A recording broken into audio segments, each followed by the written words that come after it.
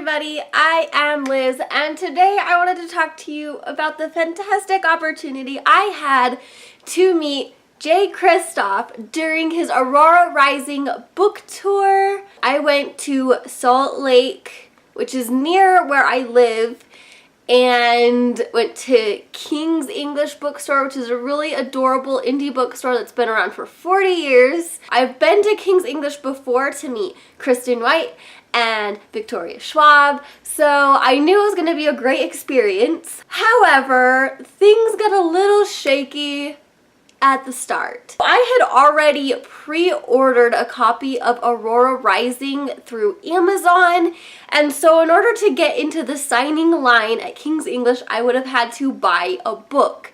However, all of the books they were selling at King's English for Jay Kristoff, I already owned. So I had to ask them to ship a book I didn't own so I could get into the signing line, which was Storm Dancer, which is his first book of the Lotus War series. And I wanted my hands on this book anyway, so I was just fingers crossed that it would arrive on time so I could get a spot in the signing line. Everything worked out great. It was fine. I was on my way. I got to King's English a little early to pick up my book, find a seat, even though I didn't arrive early enough to get a good seat.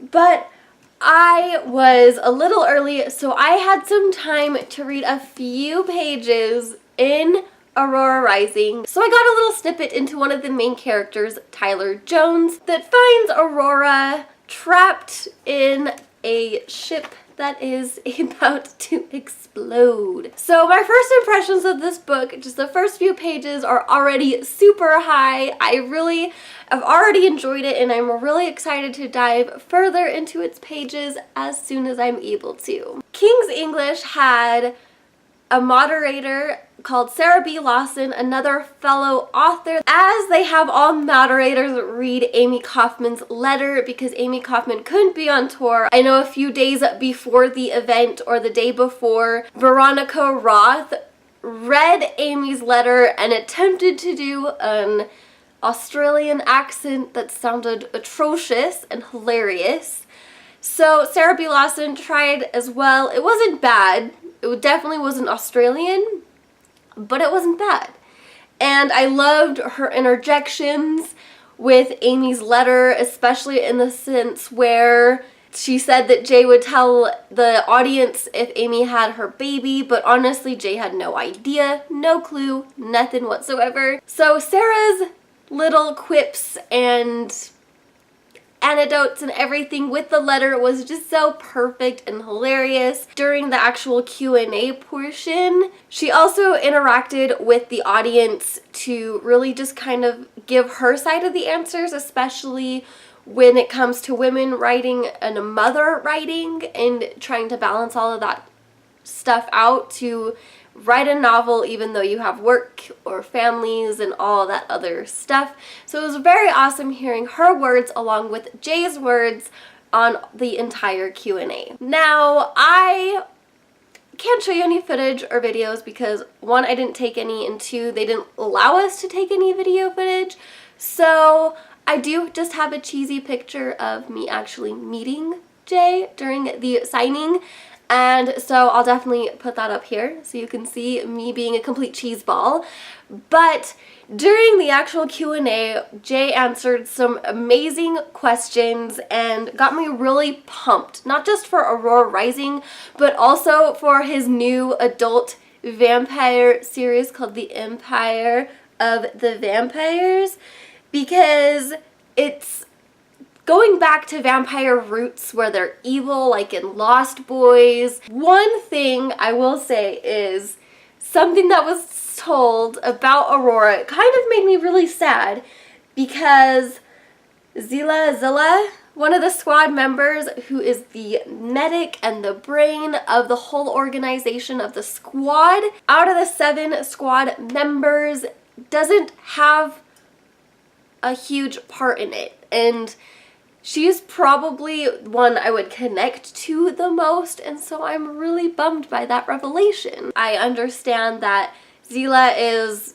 very introverted, and so she kind of keeps to herself, and that's a lot of why she doesn't pull up as a prominent figure in the book series. So I'm gonna just absorb all the other characters, get the little snippets of her, and just see how I like the book. I was only able to have 3 books signed by Jay just for sake of time. I picked 3 out of the 5 books I brought / purchased to the signing, and so I ended up picking Nevernight, Aurora Rising, and Illuminae for Jay to sign. And I also picked the IOU stamp instead of Amy's signature for Amy's portion. And so I was in the signing line, we were getting out their post-its ready. During the whole commotion of, 3 books in my hand and me carrying the bag with the little merch that we got and the other books, I dropped Aurora Rising. And so it got a little dinged up, primarily on the spine right there. This, it looks kind of like Stars from Far Away, but it's not. It's scratched. So I got to the signing line, and he signed my books, and I didn't know what to say because I am an awkward mess. So I just said I liked his Instagram because I love his Instagram, his Found Art Fridays, and I won't lie, I watched a lot of The Lost Boy with him when he posted it on his Instagram stories. So while doing that, he was really nice, really kind, and so I have just the signature in Aurora Rising, and then in my Illuminae copy, that's what I wanted personalized, and so it says, "For Liz, fight like a girl." And so I'm super excited to get these copies with the actual Amy signatures, which I will be doing ASAP. As soon as she's able to go on tour in the US and everything, it'll happen. And then with Nevernight, I also just got a signing. And also the other merch I got was, these are the whole entire squad of Aurora Rising, and they're little pull apart bookmarks. So I can have a whole slew of more bookmarks to attempt to not lose. Honestly, I'm putting these in the bookcase with my copies of the book because I don't want to lose them. So anyway, my books are signed. Things are going well, if not incredibly awkward, because that is the story of my life. I bend down to pick up my books, and Jay sees my tattoo on my arm, and he said it looked amazing, really pretty, and he loved the colors, which made me freak out because I am super passionate about my tattoos because they all mean so much to me. It was so awesome. My mind was super freaking blown.